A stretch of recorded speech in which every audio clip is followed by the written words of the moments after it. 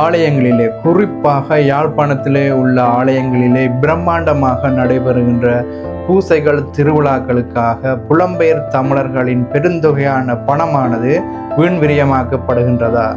அந்த பணத்தை வைத்து நிறைய ஏழைகளுக்கு உதவி செய்திருக்கலாமா?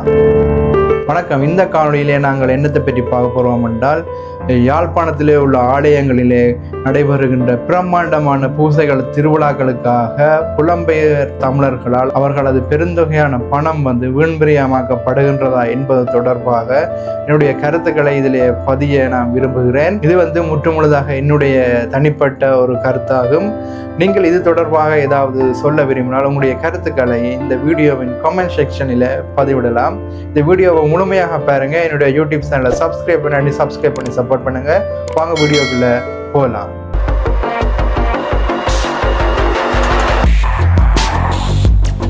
திருவிழாக்களிலே அதிகளவான பணம் வீண்விரியமாக்கப்படுகிறதா என்பதை பற்றிய கருத்துக்களை சொல்வதற்கு முதல் சில விடயங்களை கூற விரும்புகிறேன். அதாவது யாழ்ப்பாணத்தின் நகர் பகுதிகள் இல்லாத கிராம பகுதிகள் மற்றது யாழ்ப்பாணத்திலே உள்ள தீவு பகுதிகள் என்பவற்றிலே பார்த்தீங்கள் என்றால், யுத்தம் போன்ற காரணத்தால் நிறைய மக்கள் உள்நாட்டிலையும் வெளிநாட்டிலையும் இடம்பெயர்ந்து சென்று விட்டார்கள்.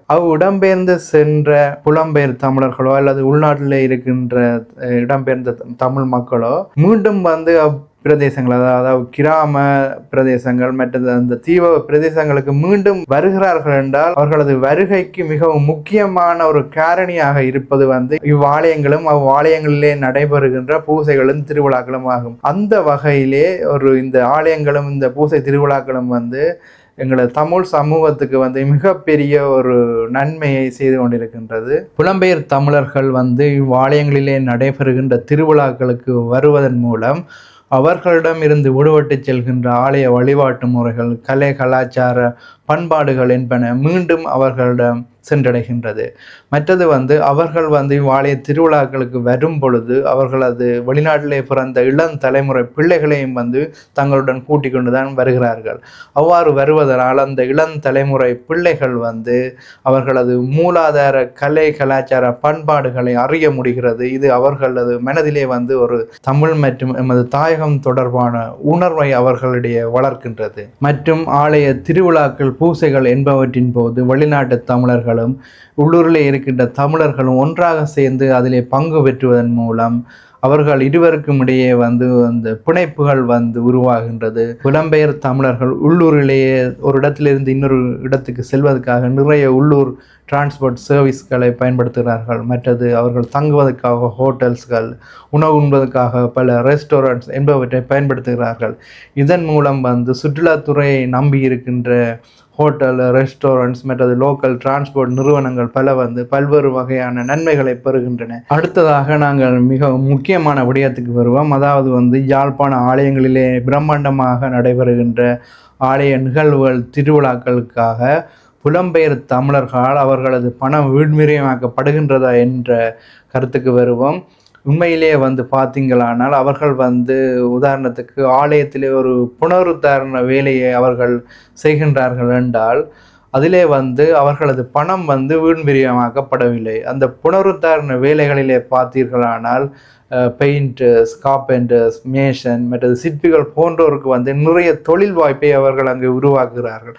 அதாவது வேலைகளை செய்பவர்கள் கூடுதலாக உள்ளூர் தொழிலாளிகளே. ஆகவே அவர்களுக்கு வேலைகளை உருவாக்கி அப்புலம்பெயர் மக்களது பணம் அவர்களுக்கு ஒரு சம்பளமாகவே அவர்களுக்கு செல்கின்றதே தவிர அப்பணமானது வீணடிக்கப்படவில்லை. அதே போலத்தான் இப்பொழுது திருவிழாக்களிலே பல்வேறு வகையான அலங்காரங்கள் செய்வதன் மூலம் பல்வேறு வகையான பூ வியாபாரிகள், மாலைகள் கட்டுபவர்கள் மற்றது மின்குமிழ்கள் மூலம் டெக்கரேஷன் செய்கின்ற எலக்ட்ரீஷியன் போன்றவற்றுக்கு புலம்பெயர் தமிழர்களின் பணமானது ஒரு ஊதியமாகவே அவர்களை சென்றடைகின்றது. அது ஒரு வீண்விரியமாக அந்த பணம் செலவழிக்கப்படவில்லை. அடுத்ததாக திருவிழாக்களிலே நடைபெறுகின்ற இசை நிகழ்ச்சிகளை பிரம்மாண்டமாக செய்வதற்காக புலம்பெயர் மக்கள் கூடுதலாக அதிக எண்ணிக்கையான தவில் வித்துவான்கள், நாதஸ்வர கலைஞர்கள் இவர்களை அழைக்கின்றார்கள். இதன் மூலம் கோவில் திருவிழாக்கள், கோவிலையே பிரதானமாக நம்பி இருக்கின்ற தவில் வித்துவான்கள், நாதஸ்வர கலைஞர்களுக்கு